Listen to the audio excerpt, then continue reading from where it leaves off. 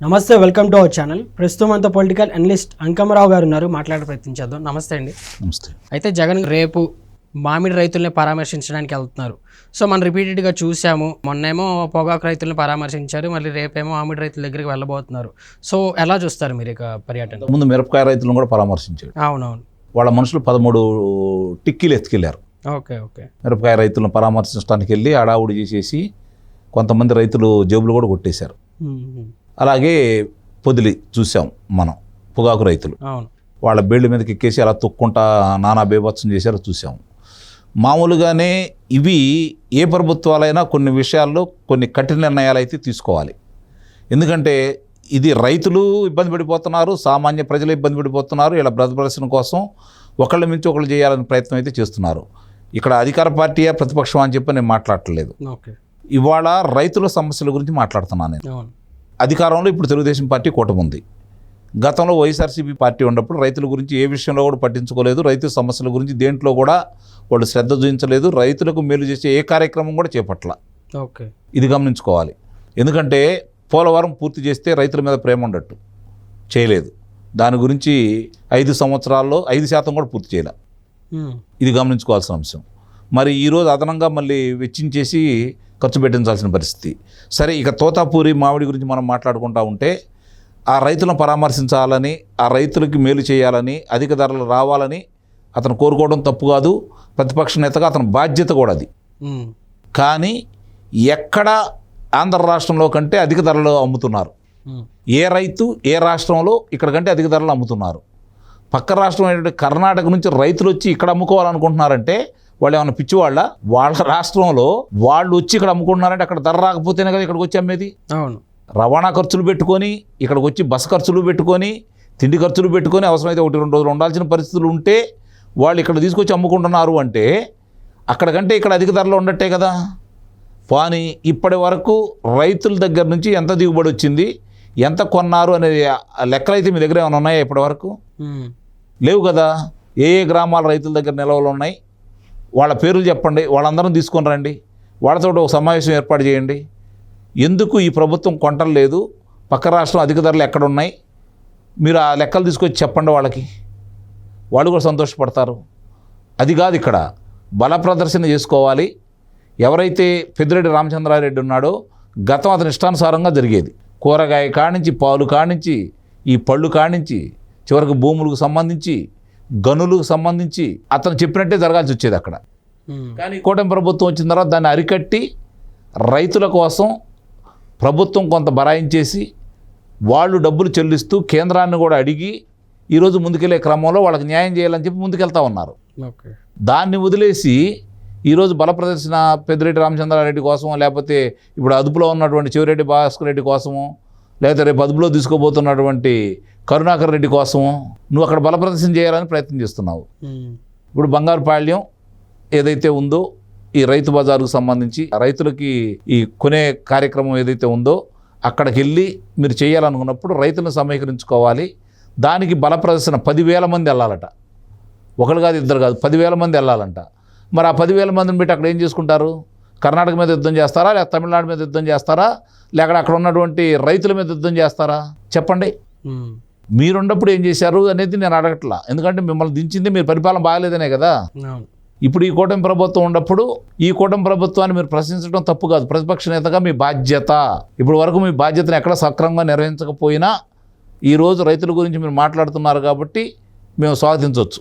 కానీ ఆ రైతులకు న్యాయం చేసే విధంగా మీరు ముందుకెళ్తున్నారా లేదా అని కూడా ఇప్పుడు ఆలోచించాల్సింది. అక్కడ 500 మంది వరకు రైతులతో కావచ్చు, మీ నాయకులతో కావచ్చు చేసుకోవాలి. మీరు ఎక్కడైతే గగనతలం నుంచి వచ్చేసి అక్కడి నుంచి మీరు రోడ్డు మార్గంగా వస్తారో ఆ వచ్చే చోట 30 మంది కంటే మీ నాయకులు ఉండకూడదని చెప్పని ఈరోజు అధికారులు చెప్తున్నారు. దాన్నిటి మీరు ఉల్లంఘిస్తారు, అందుట్లో సందేహమే లేదు. మీరు బల ప్రదర్శన చేసి కాదు, సరాసరి ఇక్కడికి వచ్చి వీళ్ళతోటి మాట్లాడి వెళ్ళిపోవాలనేది వాళ్ళ నిబంధన. ఆ నిబంధనలు ఎటు వాళ్ళు పాటించరు. మీకు కావాల్సింది కూడా అదే. దానికోసమే మీరు తాపత్రయపడుతున్నారు, దానికోసమే వస్తున్నారు. ఏదో అలజడి సృష్టించాలి, ఈ ప్రభుత్వం అరాచకంగా రైతుల్ని ఇబ్బంది పెడుతుంది, లేకపోతే ఇలా ప్రతిపక్ష నేతలను ఇబ్బంది పెడుతుంది అని చెప్పని దేశ విదేశాల్లో చాటాలని చెప్పి మీరు ప్రయత్నం చేస్తున్నారు. ఈ ప్రభుత్వం మీ దాన్ని ముందే గ్రహించేసి మీరు ఏ పర్యటన చేసుకున్నా కూడా సానుకూలంగానే స్పందిస్తుంది, అనుమతులు ఇస్తూ ఉంది, మీ మీద చర్యలు తీసుకోవట్లేదు. అది మీరు అలుసుగా భావిస్తున్నారు. కానీ ఇప్పటివరకు చాలు. ఈ ఆంధ్ర రాష్ట్రంలో ఇప్పటివరకు మీరు జరిగినటువంటి బల ప్రదర్శన చాలు. ఇబ్బందులు పడుతున్నటువంటి ప్రజానీకం గురించి, వాళ్ళ ఆలోచన విధానాల గురించి ఈ కూటమి ప్రభుత్వం ఇప్పుడు పట్టించుకోవాలి. నిన్నగాక మొన్న జరిగినటువంటి రెంటాల పర్యటనలో, గత నెలలో జరిగినటువంటి రెంటాల పర్యటనలో ఏం జరిగిందో మనం చూసాం. 18వ తారీఖు స్పష్టంగా 3 మనుషులు ప్రాణాలు కోల్పోయినాయి.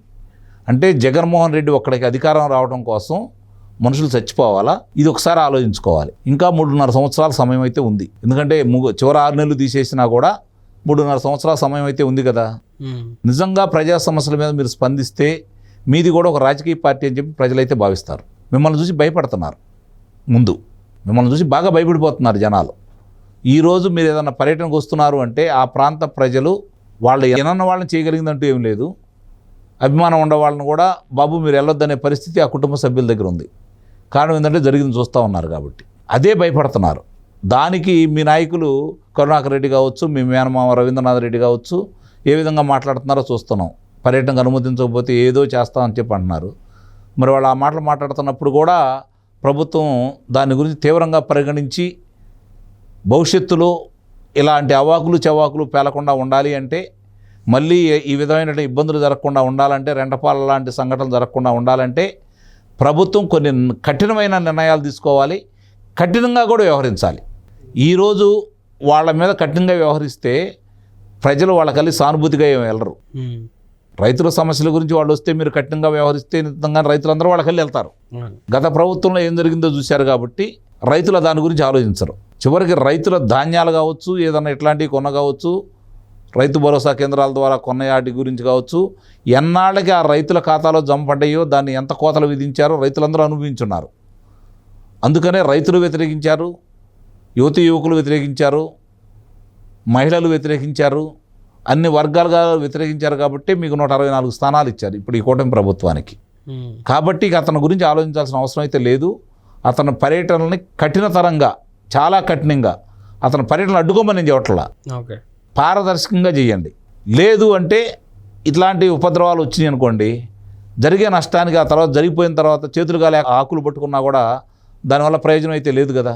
ఇదైతే గమనించుకోవాలని కూటమి పెద్దలకి సవినయంగా మనవి చేసుకుంటూ, ఏదైతే ఈ తోతాపూరి మామిడి పళ్ళకు సంబంధించి నాకు తెలిసి ఇప్పటి వరకు 3,75,000 మెట్రిక్ టన్నుల దిగుబడి వచ్చిందని సంగతి తెలుస్తూ ఉంది. 3,10,000 టన్నుల దాన్ని ఇప్పుడు కొనటం కూడా జరిగింది. మిగిలింది కానీ కూడా కొనే కార్యక్రమాలు ప్రభుత్వం వాళ్ళకి ఎవరైతే వ్యాపారస్తులు ఉన్నారో మద్దతు ధరగా అధికంగా చెల్లిస్తూ వీళ్ళు ప్రభుత్వం కూడా ముందుకొచ్చి కొనిపిస్తూ ఉంది. కాబట్టి రైతుల దగ్గర పెద్ద అసంతృప్తి అయితే లేదు. వాళ్ళు అనుకున్న ధర అయితే రాకపోవచ్చు, కానీ ప్రస్తుతానికి అయితే పక్క రాష్ట్రాలతో చూస్తుంటే ఇక్కడ మెరుగ్గానే ఉంది. కాబట్టి ఇతను బల ప్రదర్శనకి వెళ్తున్నాడని అయితే నేను భావిస్తున్నాను. ఓకే అండి, థ్యాంక్ యూ వెరీ మచ్.